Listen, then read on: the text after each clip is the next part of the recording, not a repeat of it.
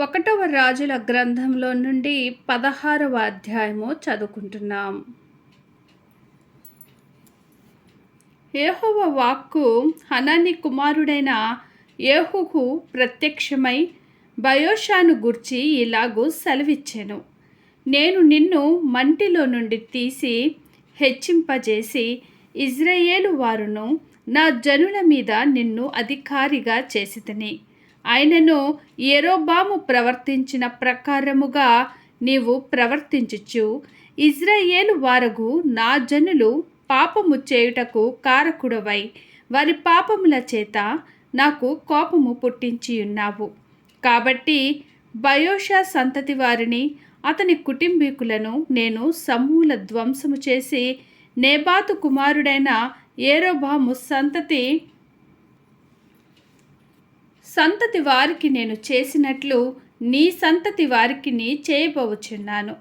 పట్టణమందు చనిపోవు బయోషా సంబంధికులను కుక్కలు తినును, బీడు భూములలో చనిపోవు వారి సంబంధికులను ఆకాశ పక్షులు తినును అనెను.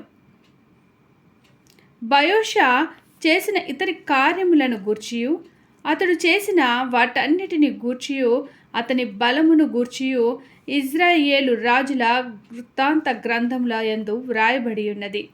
బయోషా తన పితరులతో కూడా నిద్రించి తిర్సాలో సమాధి చేయబడెను. అతనికి మారుగా అతని కుమారుడైన ఏలా రాజాయెను. మరియు బయోషా యెరోబాము సంతతి వారి వలనే ఉండి తన కార్యముల చేత యెహోవా దృష్టికి కీడు చేసి ఆయనకు కోపము పుట్టించిన దానినంతటిని బట్టియు అతడు తన రాజును చంపుటను బట్టియు అతనికిని అతని సంతతి వారికిని విరోధముగా యెహోవా వాక్కు హనానీ కుమారుడును ప్రవక్తయునగు యెహూకు ప్రత్యక్షమాయెను. యూదా రాజైన ఆసా ఏలుబడిలో 26వ సంవత్సరమున బయోషా కుమారుడైన ఏలా తిర్సా యందు ఇజ్రాయేలు వారినందరిని ఏలనారంభించి 2 సంవత్సరములు ఏలెను. తిర్సాలో తనకు గృహ నిర్వాహకుడగు ఆర్సా ఇంట అతడు త్రాగి మత్తుడయుండగా యుద్ధ రథముల అర్ధభాగము మీద అధికారి అయిన జిమ్రీ అతని మీద కుట్ర చేసి లోపలికి చొచ్చి అతన్ని కొట్టి చంపి అతనికి మారుగా రాజాయెను. ఇది యూదా రాజైన ఆసా ఏలుబడిలో 27వ సంవత్సరమున సంభవించెను. అతడు సింహాసనాసీనుడై ఏలనారంభించిన తోడనే బయోషా సంతతి వారందరిలో ఏ పురుషుడునే గాని అతని బంధువులలోనూ మిత్రులలోనూ ఎవరినే గాని మిగులనీయక అందరినీ హతము చేసెను. బయోషాయును అతని కుమారుడగు ఏలాయును తామే పాపము చేసి ఇజ్రాయేలు వారు పాపము చేయుటకు కారకులై తాము పెట్టుకొనిన దేవతల చేత ఇజ్రాయేలీయుల దేవుడైన యెహోవాకు కోపము పుట్టించిరి గనుక వారు చేసిన పాపమును బట్టియు ప్రవక్త అయిన యెహూ ద్వారా బయోషాను గూర్చి యెహోవా సెలవిచ్చిన మాట నెరవేరుటకై జిమ్రీ బయోషా సంతతి వారందరినీ నాశనము చేసెను. ఎలా చేసిన ఇతర కార్యములను గూర్చియు అతడు చేసిన క్రియలన్నిటిని గూర్చియు ఇజ్రాయేలు రాజుల వృత్తాంత గ్రంథముల యందు వ్రాయబడి ఉన్నది. యూదా రాజైన ఆసా ఏలుబడిలో 27వ సంవత్సరమున జిమ్రీ తిర్సాలో 7 దినములు ఏలెను. జనులు ఫిలిష్తీయుల సంబంధమైన గిబ్బెతోను మీదికి వచ్చి అక్కడ దిగియుండగా జిమ్రీ కుట్ర చేసి రాజును చంపిన వార్త అక్కడ దిగియున్న జనులకు వినబడెను. గనుక ఇజ్రాయేలు వారందరూ ఆ దినమున సైన్యాధిపతి అయిన ఒమ్రీ దండుపేటలో ఇజ్రాయేలు వారి మీద రాజుగా పట్టాభిషేకం చేసిరి.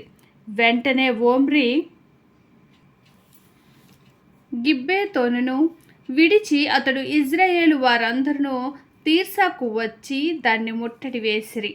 పట్టణము పట్టబడినని జిమ్రీ తెలుసుకొని తాను రాజనగరునందు జొచ్చి తనతో కూడా రాజనగరును తగలబెట్టుకొని చనిపోయెను.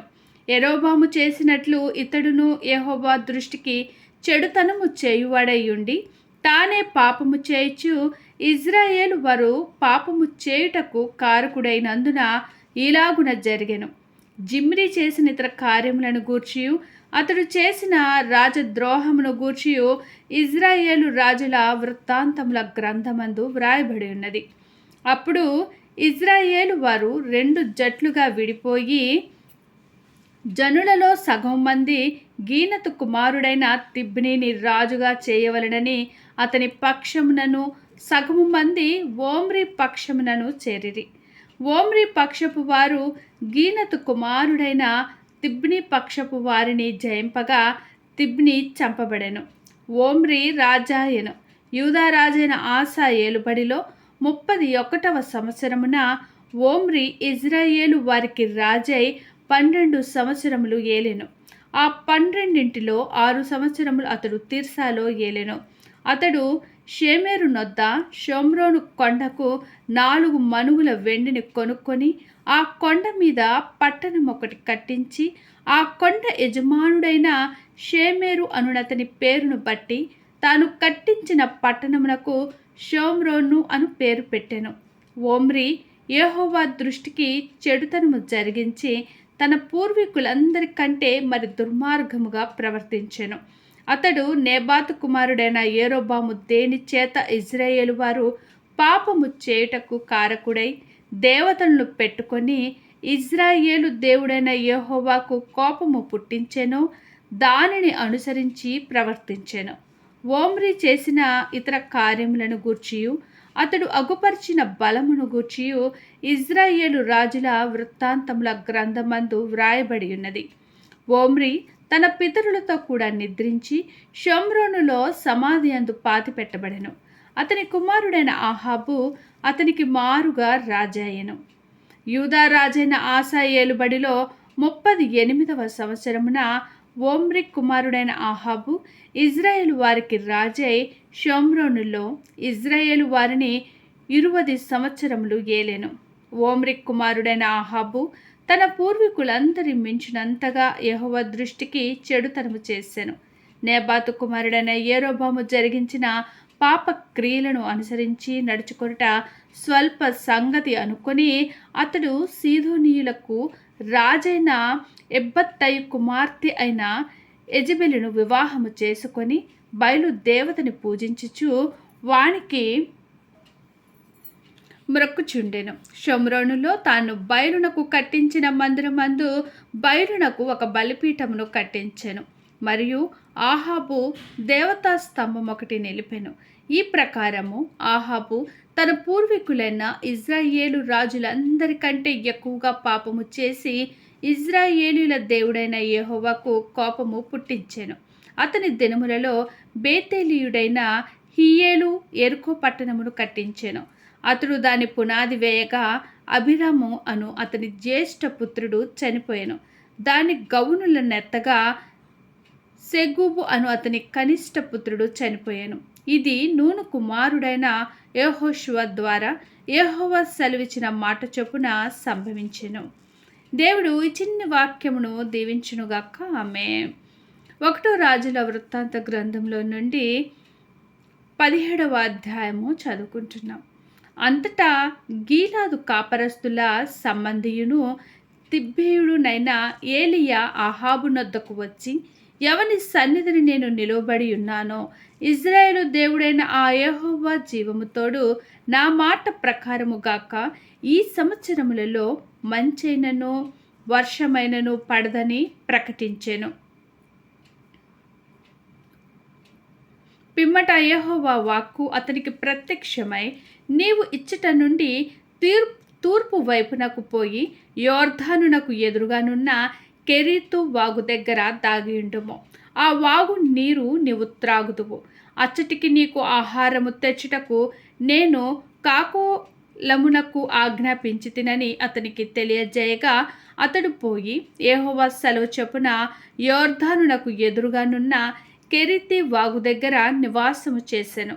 అక్కడ కాకోలములు ఉదయమందు రొట్టెను మాంసమును అస్త సమయమందు రొట్టెను మాంసమును అతని యొద్దకు తీసుకొని వచ్చుచుండెను. అతడు వాగునీరు త్రాగుచూ వచ్చెను. కొంతకాలమైన తరువాత దేశములో వర్షము లేక ఆ నీరు ఎండిపోయెను. అంతటా యెహోవా వాక్కు అతనికి ప్రత్యక్షమై ఇలాగు సెలవిచ్చెను, నీవు సీదోను పట్టణ సంబంధమైన సారెపతు అను ఊరికి పోయి అచ్చట ఉండుము. నిన్ను పోషించుటకు అచ్చటనున్న ఒక విధవరాలికి నేను సెలవిచ్చితిని. అందుకతడు లేచి సారెపతునకు పోయి పట్టణపు గవని నొద్దకు రాగా ఒక విధవరాలు అచ్చట కట్టెలు ఏరుచుండుట చూచి ఆమెను పిలిచి, త్రాగుటకై పాత్రలో కొంచెము నీరు నాకు తీసుకొని రమ్మని వేడుకొనెను. ఆమె నీళ్లు తేబోవుచుండగా అతడు ఆమెను మరలా పిలిచి, నాకొక రొట్టె ముక్కను నీ చేతిలో తీసుకొని రమ్మని చెప్పాను. అందుకామె, నీ దేవుడైన యెహోవా జీవముతోడు తొట్టిలో పట్టెడు పిండియు బుడ్డిలో కొంచెము నూనెయు నా యొద్ద నున్నవే గాని అప్పమొకటైనను లేదు. మేము చావకముందు నేను ఇంటికి పోయి వాటిని నాకును నా బిడ్డకు సిద్ధము చేసుకొనవలెనని కొన్ని పుల్లలు ఏరుటకై వచ్చితినేను. అప్పుడు ఏలియా ఆమెతో ఇట్లనెను, భయపడవద్దు, పోయి నీవు చెప్పినట్లు చేయము. అయితే అందులో నాకొక చిన్న అప్పము మొదట చేసి నా యొద్దకు తీసుకొని రమ్ము. తరువాత నీకును నీ బిడ్డకును అప్పములు చేసుకొనుము. భూమి మీద యెహోవా వర్షము కురిపించు వరకు ఆ తొట్టిలో ఉన్న పిండి తక్కువ కాదు, బుడ్డిలో నూనె అయిపోదని ఇజ్రాయేలు దేవుడైన యెహోవా సెలవిచ్చుచున్నాడు అనెను. అంతటా ఆమె వెళ్ళి ఏలియా చెప్పిన మాట చొప్పున చేయగా అతడును ఆమెయు ఆమె ఇంటి వారును అనేక దినములు భోజనము చేయిచూ వచ్చిరి. యెహోవా ఏలియా ద్వారా సెలవిచ్చిన ప్రకారము తొట్టిలో ఉన్న పిండి తక్కువ కాలేదు, బుడ్డిలో ఉన్న నూనె అయిపోలేదు. అటు తరువాత ఆ ఇంటి యజమానురాలైన ఆమె కుమారుడు రోగి అయి ప్రాణము నిలువజాలునంత వ్యాధి గలవాడాయను. ఆమె ఏలియాతో, దైవజనుడా, నా యొద్దకు నీవు రానిమిత్తమేమి? నా పాపము నాకు జ్ఞాపకము చేసి నా కుమారుని చంపుటకై నా యొద్దకు వచ్చితివా అని మనవి చేయగా అతడు, నీ బిడ్డను నా చేతికిమ్మని చెప్పి ఆమె కౌగిటిలో నుండి వానిని తీసుకొని తానున్న పై అంతస్తు గదిలోనికి పోయి తన మంచము మీద వాణ్ణి పరుండబెట్టి, యెహోవా నా దేవా, నన్ను చేర్చుకొనిన ఈ విధవరాలి కుమారుని చంపునంతగా ఆమె మీదకి కీడు రాజేసితివా అని యెహోవాకు మొర్రపెట్టి ఆ చిన్నవాని మీద ముమ్మారు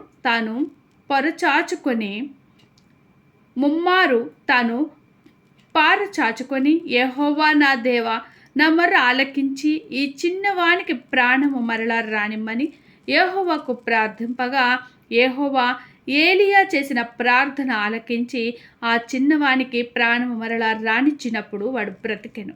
ఏలియా ఆ చిన్నవాణ్ణి తీసుకొని గదిలో నుండి దిగి ఇంట ప్రవేశించి వాని తల్లికి అప్పగించి, ఇదిగో నీ కుమారుడు, వాడు బ్రతుకుచున్నాడని చెప్పగా ఆ స్త్రీ ఏలియాతో, నీవు దైవజనుడవై ఉన్నావనియు నీవు పలుకుచున్న యెహోవా మాట నిజమనియు ఇందుచేత నీ నెరుగుదును అనెను. దేవుడు ఈ చిన్ని వాక్యమును దీవించునుగాక. ఆమేన్. ఈరోజు మనం మొదటి రాజుల గ్రంథంలో నుండి 16, 17 అధ్యాయములను చదువుకున్నాము. ప్లీజ్ లైక్ చేయండి, షేర్ చేయండి, సబ్స్క్రైబ్ చేయండి. నేనేమన్నా చిన్న చిన్న మిస్టేక్స్ అలా చేసిన కూడా దయతో క్షమించమని ప్రార్థిస్తున్నాను. దేవుడు మనందరికీ తోడైండునుగాక. ఆమేన్.